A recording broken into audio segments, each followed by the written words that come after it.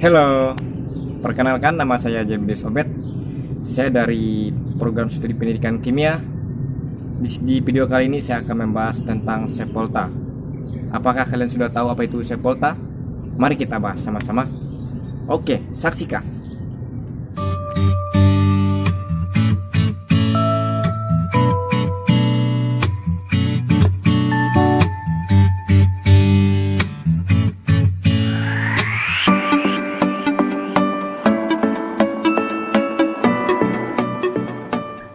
Sel Polta.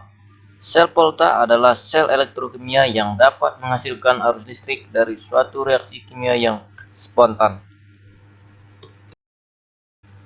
Pada sel Polta terjadi reaksi reduksi dan oksidasi.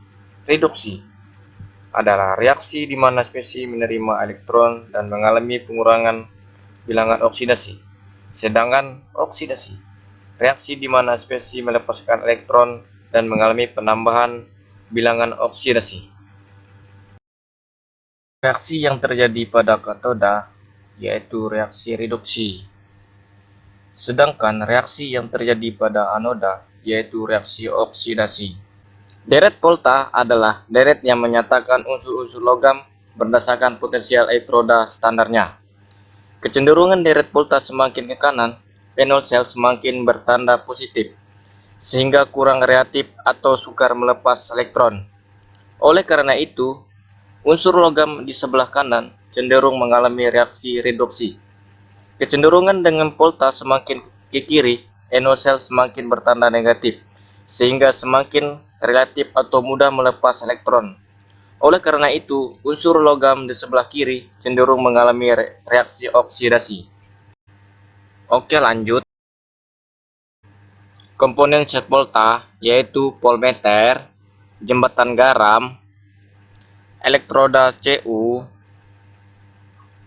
elektroda Zn, larutan elektrolit ZnSO4, dan larutan elektrolit CuSO4. Logam tembaga dicelupkan dalam larutan CuSO4 dan logam seng dicelupkan dalam larutan ZnSO4. Kedua larutan dihubungkan dengan jembatan garam. Jembatan garam merupakan tabung berbentuk U yang berisi garam kalium nitrat, berfungsi untuk menetral reaksi yang terjadi. Sedangkan kedua elektroda logam tembaga dan logam seng dihubungkan dengan alat penunjuk arus yaitu voltmeter. Logam Zn akan melepaskan elektron sehingga mengalami reaksi oksidasi. Logam Zn berubah berbentuk ion Zn2+, dan ion Zn2+ bergabung dalam larutan ZnSO4. Elektron mengalir dari anoda ke katoda, yaitu dari elektroda Zn ke elektroda Cu. Ion Cu2+ dalam larutan CuSO4 menerima elektron dan membentuk endapan logam Cu. Jadi ion Cu2+ mengalami reaksi reduksi. Jembatan garam berfungsi untuk menyetarakan banyaknya kation dan anion. Dalam larutan ZnSO4 terjadi kenaikan jumlah ion Zn2+, sehingga ion nitrat dari jembatan garam keluar untuk menetralkan kelebihan jumlah ion Zn2+.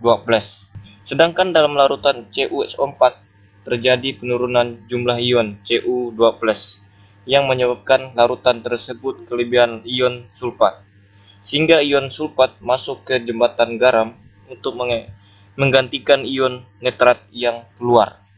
Ini merupakan keseluruhan reaksi yang terjadi pada sel Polta.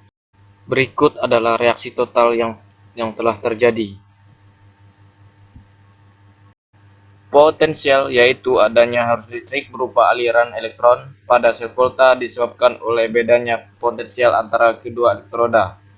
Dapat dituliskan dengan NO sel sama dengan NO katoda dikurang NO anoda.